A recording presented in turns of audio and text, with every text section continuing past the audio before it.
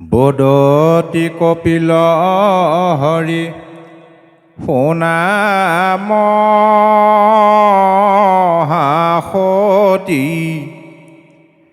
একবিধ মাত্ৰ পুনু নিৰ্গুণ ভকতি।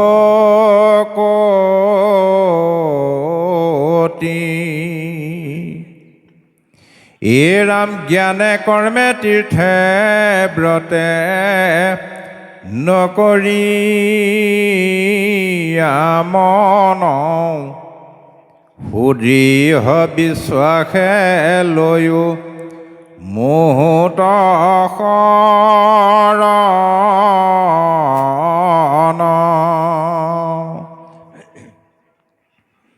মোৰ গুণ গণক শ্ৰৱণে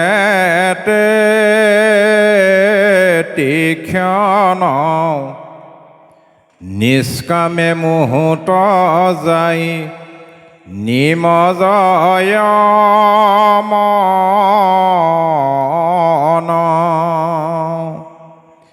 এ ৰাম নিৰ্গুণ ভকতি এহি কহিলো বুজাই মই সমে ইটো ভক্তি এৰাই এৰি নাই।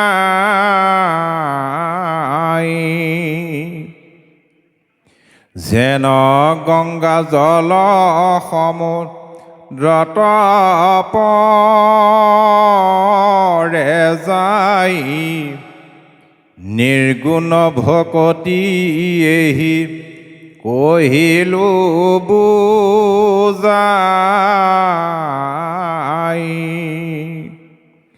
এ ৰাম মোৰ ভক্ত হব পুনু নিষ্কাম হুয় ই কথা নিশ্চয় মাৱ শুনিও নিৰ্ণয়।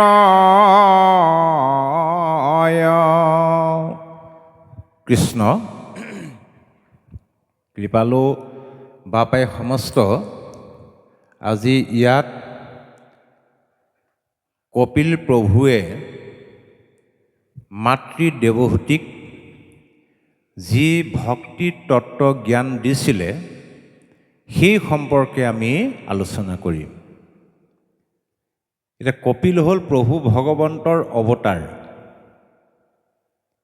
কপিল ঈশ্বৰে তেওঁৰ মাতৃ দেৱহূতিক এই উপদেশ দিয়া মানে আমি ধৰি ল'ব লাগিব পোনপটীয়াকৈ সাক্ষাৎ ভগৱন্তই আমাকেই এই কথাখিনি কৈ আছে। আমি প্ৰথমতেই উদ্যোক্তাসকলক আন্তৰিক ধন্যবাদ জ্ঞাপন কৰিছোঁ। বিশেষকৈ আমাৰ বাপজনা, মই নামটোও নাজানো বাৰু, তেখেতে মোক কোঁৱৰ ৰাজখোৱা বাপজনা, ৰাজকোঁৱৰ বাপজনা একে কোঁৱৰ আৰু নহয়নে বাৰু? আমি যেনিবা কোঁৱৰ, তেওঁ যেনিবা ৰাজকোঁৱৰ। তেওঁ ফোন যোগেদি আমাক নিমন্ত্ৰণ জনাইছিলে। তেখেতক ভাগৱত আমি কিয় শুনিব লাগে, ভাগৱত আমি কেনেদৰে শুনিলে লাভ হ'ব? আজি ইমান দিনৰ পৰা উদ্যোক্তাসকলে আপোনাসৱে বহু কষ্ট কৰি মহান অনুষ্ঠানটো অনুষ্ঠিত কৰিছে। ইয়াৰ পৰাতো আমি কিবা এটা ফল পাব লাগিব। সেই ফলটো কেনেদৰে পাম আমি? আৰু ভাগৱত শুনিলেনো আমাৰ কি লাভ হ'ব? ভাগৱতৰ ভাটোৱে কৈছে ভা দীপ্তৌ সচিদানন্দ, গটোৱে কৈছে গতি ৰৈছ অলৌকিকী, ৱটোৱে কৈছে ৱৰিষ্ঠয় সৰ্বশাস্ত্ৰ নাম, তটোৱে কৈছে তৌৰিয়েব ভৱাৰ্ণৱমিতি ভাগৱত। বোলে ভাগৱত শুনি থাকিলেই নহ'ব, পঢ়ি থাকিলেই নহ'ব। ভাগৱত শুনি ভাগৱতৰ কথাবিলাক ভাবিব লাগিব। ভাবিলেহে আমাৰ অন্তৰত ক্ৰিয়া কৰিব, হৃদয়ত ক্ৰিয়া কৰিব। এই ভাগৱত হ'ল বাস্তৱবাদ, এই ভাগৱত হ'ল বিজ্ঞানসন্মত। আমি ব্যৱহাৰিক জীৱনত ইয়াক পালন কৰিব লাগিব। ইয়াত 4টা স্তৰ আছে, সেই স্তৰ অনুসৰি আমি আগুৱাই গৈ থাকিব লাগিব। তাকে কৈছে চতুশ্লোকী ভাগৱত।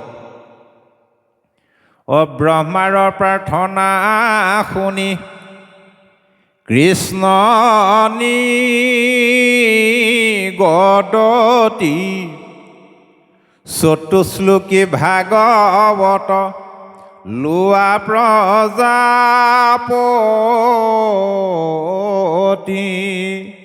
ব্ৰহ্মাৰ প্ৰাৰ্থনা শুনি স্বয়ং ভগৱন্ত কৃষ্ণদেৱে পদ্মকল্পত এই চতুশ্লোকী ভাগৱত দিছিলে। চতুশ্লোকী জ্ঞান বিজ্ঞান তদংগ ৰহস্য। জ্ঞান, জানিব লগা বস্তুক জনাটোৱে হ'ল জ্ঞান। গীতাত কৈছে হে সখী জ্ঞেয় বস্তুক জনাটো জ্ঞান। আজি ইয়াত যে ভাগৱত চৰ্চা হৈছে, গীতাৰ মতে এইটো হ'ল জ্ঞানৰ যজ্ঞ। সকলো যজ্ঞতকৈ শ্ৰেষ্ঠ যজ্ঞ হ'ল জ্ঞানৰ যজ্ঞ। জানি থ'লে কামত দিবনে বাৰু? জ্ঞানত থাকিলে কামত দিবনে নিদিব? বোলে নহ'ব। আমি আকৌ আগুৱাব লাগিব ক'লৈ? বোলে বিজ্ঞানলৈ। জ্ঞানৰ পৰা বিজ্ঞানলৈ যাব লাগিব। আইগৰাকীক সুধিলোঁ, আইগৰাকীয়ে তাঁত বব জানেনে? বোলে জানো, মাৰ ঘৰতে শিকি আহিছোঁ জীয়ৰী কালত। বিভিন্ন ডিজাইনৰ ফুল বাচিব জানো, চাদৰ মেখেলা বব জানো, গামোচা চেলেং সকলো জানো। বোলে সকলো শিকি থৈছোঁ। আজিলৈকে কিমানখন বলে? বোলে এখনো বোৱা নাই। সেই জ্ঞানৰ কাম দিবনে বাৰু? বিজ্ঞানলৈ যাব লাগিব, তাক আমি উপলব্ধি কৰিব লাগিব। উপলব্ধিয়ে হ'ল বিজ্ঞান, বিশেষ জ্ঞান। তাৰপিছত আহিলে তদংগ। ভাগৱতে আমাক যিটো কৰ্ম কৰিবলৈ কৈছে, সেই কৰ্মটোত লাগি যোৱাটো হ'ল তদংগ। এতিয়া ভাগৱতে আমাক কি কৰিবলৈ কৈছে? স্পষ্ট সিদ্ধান্ত। এক কৃষ্ণদেৱ কৰিও সেৱ ধৰিও তাহান নাম কৃষ্ণদাস হুইয়া প্ৰসাদ ভুঞ্জিয়া হস্তে কৰাতান কাম। এক কৃষ্ণদেৱ সেৱা কৰা, তেওঁৰে নাম লোৱা, তেওঁৰ চৰণত অৰ্পণ কৰা প্ৰসাদ ভক্ষণ কৰা আৰু এই দুহাতেৰে তেওঁৰে কৰ্ম কৰা। এই কৰ্মটোত যেতিয়া আমি উঠি পৰি লাগি গ'লোঁ, সেইটো হ'ল তদংগ। কৰ্মটোত লাগিলোঁ যেতিয়া ফল এটা পামেই, হয়নে বাৰু? যিকোনো কৰ্মই নহওক ফলটো লাগিয়ে থাকে। সেই ফলটোৱে হ'ল ৰহস্য, ৰহস্যত ভকত। গীতাত কৈছে হে সখী যিজনে মোৰ ৰহস্যটো জানি গ'ল, ৰহস্য জানে যিটো লোক সততে কীৰ্তন কৰে মোক ধৰি দৃঢ় ব্ৰত কৰি যত্ন বিপৰীত। মোৰ সৰ্বোত্তম দুই পাৱে কৰে নমস্কাৰ ভক্তি ভাৱে তাৰ মূৰ এৰা এৰি নাহি কদাচিত। এই পৰ্যায় পাবগৈ লাগিব। হে সখী যি মোৰ ৰহস্যক জানি গ'ল, তেওঁ সততে মোৰ নাম কীৰ্তন কৰে। কেনেদৰে? ধৰি দৃঢ় ব্ৰত কৰি যত্ন বিপৰীত। মোৰ সৰ্বোত্তম দুই চৰণত তেওঁ ভক্তিভাৱে নমস্কাৰ কৰে। আৰু হে সখী সেইজনৰ লগত মোৰ কোনোদিন এৰা এৰি নাই। গতিকে আমি উপলব্ধি কৰিব লাগিব, তেতিয়া আনন্দ আহিব। যাৰ হৃদয়ত বোলে আনন্দ নাই, তেওঁৰ হৃদয়ত বোলে কৃষ্ণও নাই। মনত ৰাখিব, কৃষ্ণ শব্দৰ অৰ্থই আনন্দ। আপুনি বাস্তৱত চাব, যাৰ মন সদায় আনন্দত থাকে তেওঁ মাছ মাংস ঘিউ মৌ জুতি লগাই খাব নালাগে। সুদা মচুৰ দালি পানী আলু পিটিকাই খাওকচোন বা স্বাস্থ্য কিমান সুন্দৰ হ'ব। যাৰ মন সদায় আনন্দত থাকে তেওঁৰ বেমাৰ আজাৰো কম। এতিয়া বৰ্তমান সময়ত দেখিবলৈ গৈছে কলিৰ ইমান প্ৰভুত্ব বিস্তাৰ হৈছে। কলিৰ প্ৰভাৱত পৰি জীৱশ্ৰেষ্ঠ মনুষ্যৰ হাঁহি বোলা বস্তুটো নাইকিয়া হ'ল। আছেনে বাৰু? নেহাঁহিলে নহয় কাৰণেহে দাঁতকেইটা উলিয়াই থৈ দিয়ে এইকোণৰ পৰা। অন্তৰৰ পৰা হাঁহে নাহে বাৰু? আজি কিন্তু অন্তৰৰ পৰা হাঁহিছে আপোনালোকে, হয়নে বাৰু? যিসকল লোকে পেট বিষাই যোৱাকৈ হাঁহিব পাৰে তেওঁলোকে গেছৰ টেবলেট খাব নালাগে, মনত ৰাখিব। আজি আনন্দ মনেৰে ৰাতি টোপনি ক্ষতি কৰক, কালিলৈ ৰাতিপুৱা চাব মুখৰ উজ্জ্বলতা বাঢ়িবহে। বহুতে যুক্তি দিয়ে নাই চুগাৰ প্ৰেছাৰ আছে টোপনি ক্ষতি কৰিব নোৱাৰে। হেৰৌ ঈশ্বৰৰ নামত টোপনি ক্ষতি কৰা, চুগাৰ প্ৰেছাৰ কমি যাব। বেমাৰী ৰখি টোপনি ক্ষতি কৰকচোন বা একেৰাতিয়ে চকু গৈ ক'ৰবাত পাবগৈ। আৰু যিসকলে ঈশ্বৰৰ নাম গুণ লৈ মনটো আনন্দত থাকে তেওঁলোকৰ চেহেৰাটো ধুনীয়া হয়। আমাৰ ৰামকোঁৱৰ বাপক দেখিছেনে নাই? কিমান দিনৰ আগৰ পৰা পাই আছোঁ, মানুহটো আগতকৈ ধুনীয়াহে হৈ গৈছে। আইগৰাকী ঈৰ্ষাই হয় কেতিয়াবা। কিয়? মনটো আনন্দত ৰাখে। আনন্দই ব্ৰহ্ম, ব্ৰহ্মই কৃষ্ণ। সেইকাৰণে মই আইসকলক কওঁ, যিসকল আই মাতৃয়ে ঈশ্বৰৰ নাম গুণ গাই মনটো আনন্দত ৰাখে অন্ততঃ বিউটি পাৰ্লাৰ খৰচটো কমি যাব, এনেই ধুনীয়া হ'ব চেহেৰাটো। আপোনালোকে প্ৰমাণ চাওক বাৰু, হয় নহয়? গতিকে ভগৱন্ত এই নাম বস্তু ভগৱন্ত কৃষ্ণদেৱে আমালৈ থৈ গৈছে। তাৰমানে ভগৱন্ত কৃষ্ণদেৱ যেতিয়া বৈকুণ্ঠলৈ গুচি গ'ল, বৈকুণ্ঠলৈ যাওঁতে দুটা বস্তু লগত লৈ গ'ল। আমাৰ একেবাৰে সহজ সৰল অসমীয়া ভাষাত ক'বলৈ গ'লে ভগৱন্ত কৃষ্ণদেৱে দুটা টোপোলা লৈ গুচি গ'ল। কলিৰ মলমতী মনুষ্যৰ কাৰণে এটা টোপোলা থৈ গ'ল। এতিয়া আপুনি ভাবক, আমি লৈ যোৱা দুটাত গুৰুত্ব দিব লাগে নে আমালৈ থৈ যোৱাটোত বেছি গুৰুত্ব দিব লাগে? বহুতে কথাটো বুজি নাপায়, থৈ যোৱাটোত গুৰুত্ব নাই, লৈ যোৱা দুটাত বেছি গুৰুত্ব, সেইকাৰণে খেলি মেলি লাগে। এই মহা পণ্ডিতবিলাকে লৈ যোৱা দুটাত গুৰুত্ব দিয়ে, সৰ্বসাধাৰণ ৰাইজে কিন্তু থৈ যোৱাটোতহে গুৰুত্ব দিয়ে। কি লৈ গ'ল? কি থৈ গ'ল? অ পৃথিৱী এৰিলা কৃষ্ণে ধৰ্ম জ্ঞানলৈ,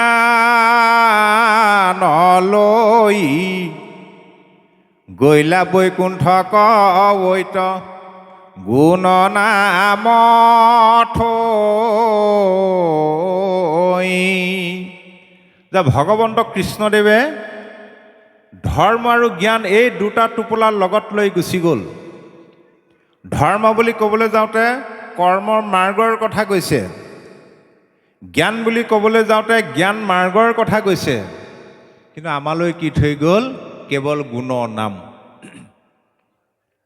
আৰু সেই নামৰ ইমান মহিমা ভগৱন্ত কৃষ্ণদেৱে তেওঁৰ সৰ্বশক্তিৰ নামত প্ৰয়োগ কৰি থৈ গৈছে যে পূৰ্বতে স্বয়ং ভগৱন্ত কৃষ্ণদেৱক স্বচক্ষুৰে দৰ্শন কৰি যিটো ফল পাইছিলে, তেওঁৰ নাম লৈ কলিৰ মলমতী মনুষ্যই বোলে বেছি ফল পায়।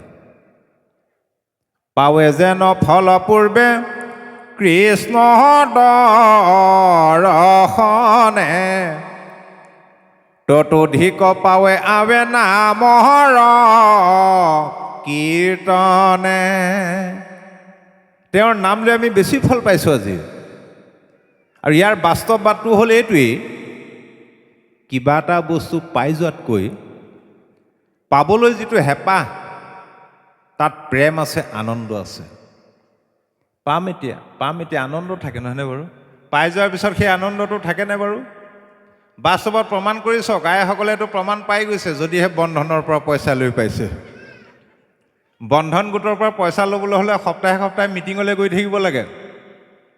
50,000 টকা এটা আপুনি আবেদন কৰিছে, পাব আৰু মনটো ফূৰ্তি লাগি থাকে। সম্পাদিকাই ক'লে, হেৰি অহা সপ্তাহত আপোনাৰ পইচা হৈ যাব, আপুনি সাজু হৈ আহিব। এসপ্তাহ টোপনিয়ে নাযায় আনন্দত, নহয়নে বাৰু? কিমান ভাল লাগিব। যে পইচাটো লৈ ঘৰ সোমোৱালেহি লগে লগে অশান্তি আৰম্ভ হ'লনে বাৰু? ইটোকো লাগে সিটোকো লাগে জোৰাই নমৰা হ'ল। তাৰপিছত সপ্তাহে সপ্তাহে দিওঁতে উপায় নাইকিয়া হয়। এতিয়া সেই নামৰ পৰা আমি মহাফলটো পাবলৈ হ'লে আমাক কিন্তু এটা বস্তু বিশেষ প্ৰয়োজন হ'ব। সেইটো হ'ল নামৰ প্ৰতি থকা সুদৃঢ় বিশ্বাস। বিশ্বাসে নামৰ কক্ষা। বিশ্বাস নভৰিলে নামে নকৰন্ত ৰক্ষা, মনত ৰাখিব। আজি আপোনালোকে ভাগৱত শুনিছে, ঈশ্বৰৰ কথা শুনিবলৈ আহিছে। সুদৃঢ় বিশ্বাসেৰে যদি কথাবিলাক গ্ৰহণ কৰে, তেতিয়া সেই নামে আপোনাক ক্ৰিয়া কৰিব। বিশ্বাসটো এনেকুৱা হ'ব লাগিব, এটা পুখুৰীত এডাল বিষাক্ত সৰ্প আৰু এটা মাছৰ সখী আছিলে, চেঙা মাছৰ। চেঙা মাছ চিনি আজিকালি নাইকিয়া হ'ল নহয়, আগতে সেই গাঁতৰ তলত থাকে যে, শ'ল মাছৰ নিচিনা। এতিয়া সাপৰ মানে কি উভাই ডাং মৰা কথা।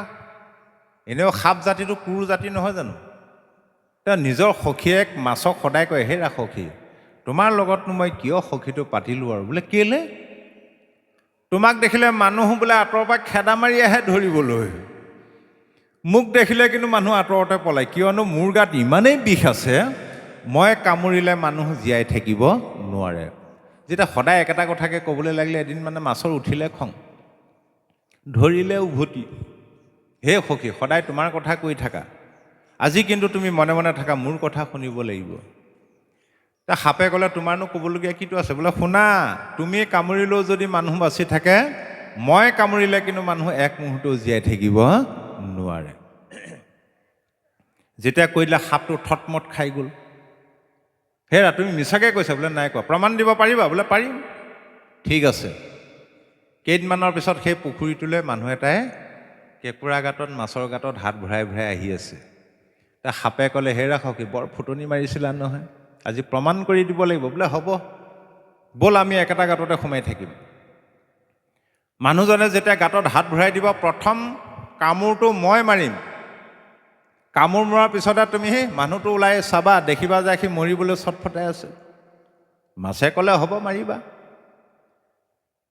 সেইদৰে মানুহটোৱে যেতিয়া হাত ভৰাই দিলে, সাপে দিলে কামোৰ মাৰি, খুট মাৰি দিলে, গোটেই বিষ ঢালি দিলে। সাপটোৱে কামোৰ মৰাৰ পিছত মাছটোৱে লাহেকৈ মানুহটো মুখৰ আগলৈ ওলাই চাইছে, মানে কিজানি হ'বও পাৰে। মানুহটো চকুটো পৰিলে আকৌ মাছটোৰ ওপৰত, একেটা গাঁতৰ পৰা ওলাই অহা দেখি মানুহটোৱে ভাবিলে, মাছেহে কামুৰিলে, কথাটো গুৰুত্বই নিদিলে। মাছে ক'লে, হেৰা সখী, তুমি কামোৰ মৰাৰ লগে লগে মই মানুহটো ওলাই চালোঁ, মানুহটোৱে কেৰেপেই নকৰিলে। এইবাৰ মই কামোৰটো মাৰিম। কামোৰ মৰাৰ পিছত তুমি ওলাই দেখিবা যে মানুহটো মৰিবলৈ চটফটাই আছে। হয়ো হয়। সেইবাৰ গাঁতত হাত বহাই দিওঁতে মাছে দিলে জোৰত কামোৰ মাৰি। কামোৰ মৰাৰ পিছত সাপটোৱে মানুহটো মুখৰ আগলৈ ওলাই চালে, মানুহটো চকুটো পৰিলে সাপটোৰ ওপৰত। সি ভাবিলে, মোক যি সাপে খুটিলে বুলি, এইটো ধৰ ধৰ মাৰ মাৰ লাগিলে। সেইটোকে কৈছে বিশ্বাস।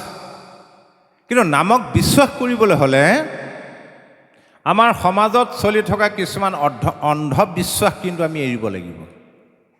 আজি বিজ্ঞানৰ যুগতো, যিটো যুগত মানুহ গৈ মংগল গ্ৰহ পালেগৈ, হয়নে বাৰু? আজি আমিও শনিবাৰ, মঙলবাৰ, সোমবাৰ, বৃহস্পতিবাৰ মানুহ নামানো। শনিবাৰে মঙলবাৰে বোলে দাড়ি চুলি কাটিব নাপায়, নখ কাটিব নাপায়। ক'ত লিখা আছে?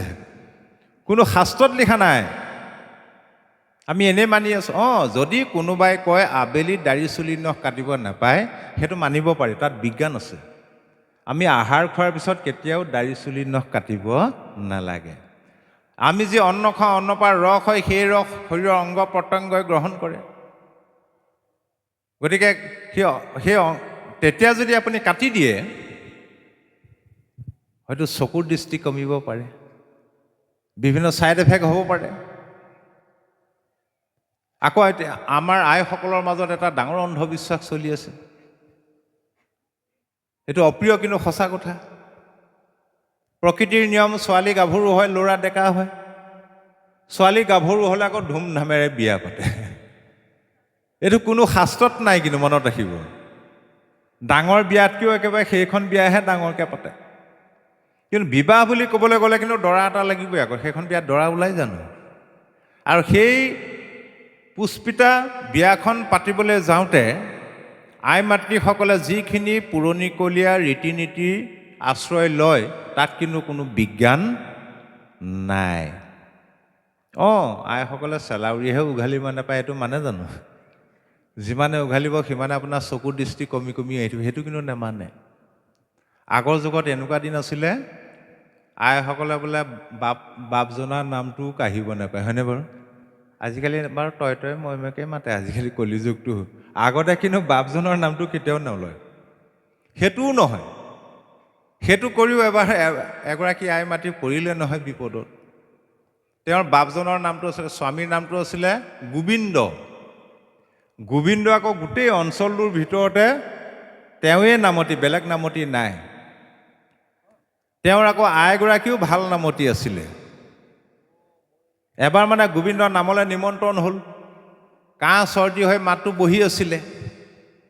আইগৰাকীক সুধিলে, আমুক বাৰে তোমাৰ ক'ৰবাত নিমন্ত্ৰণ আছে নেকি? বোলে নাই, মোৰ লগতে ওলাবা আহি, মোৰ মাতটো বহি আছে, মই কেনেকৈ নাম প্ৰসংগ কৰিম? তুমি আইসকলৰ মাজত বহি লৈ নামষাৰ টানি দিবা, উঠি যাব। বোলে হ'ব।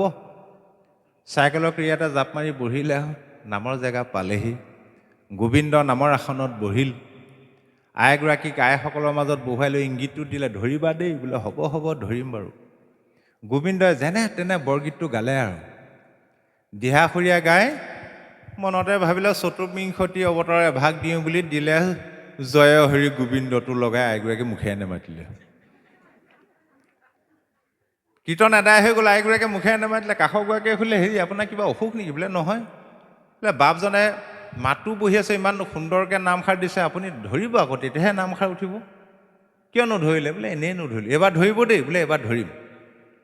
গোবিন্দ আকৌ মনে মনে খং উঠিলে, এইজনী ঘৰত মই ইমান শিকাই বুজাই আনিলোঁ, একো লাভ নহ'লে, মুখেৰে নেমাতিলে, এইবাৰনো চাগে ক'ত মাতিব?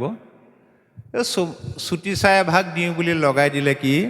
গোপাল গোবিন্দ যদু নন্দন, কৃষ্ণৰ চৰণে লৈলো শৰণ। সেইবাৰো নমতা হ'ল নহয়। আইগৰাকীয়ে মনে মনে হৈছে, এইবাৰো এইভাগে দিবলৈ পালে, বেলেগ এভাগ দিবলৈ নেদেখিলে। 3-4 মান পাৰ হৈছে, নাই। কাষৰগৰাকীটো কি লাগুটি মাৰিবলৈ ধৰিলে, হেৰি আপুনি ধৰিবই লাগিব, আপুনি যদি মুখেৰে নামাতে আমিও আইসকলে বন্ধ কৰি দিম এতিয়া। বাধ্যত পৰি আইগৰাকীয়ে 4 মান যোৱাৰ পিছত ধুনীয়াকৈ গালেগৈ বাৰু দেই। গোপাল নিজৰজন যদু নন্দন, কৃষ্ণৰ চৰণে লৈলো শৰণ। তথাপিও গোবিন্দটো নেগালে। সেইটো অন্ধবিশ্বাস আৰু কুসংস্কাৰ। গতিকে আমি মনৰ পৰা অন্ধবিশ্বাস, কুসংস্কাৰ ত্যাগ কৰি সুদৃঢ় বিশ্বাসে যেতিয়া ঈশ্বৰৰ নাম ল'ম, সেই নামে আমাক উদ্ধাৰ কৰিবই। আৰু ভাগৱত আৰম্ভ হৈছে এটা প্ৰশ্নক কেন্দ্ৰ কৰি, মনত ৰাখিব, মাত্ৰ এটাহে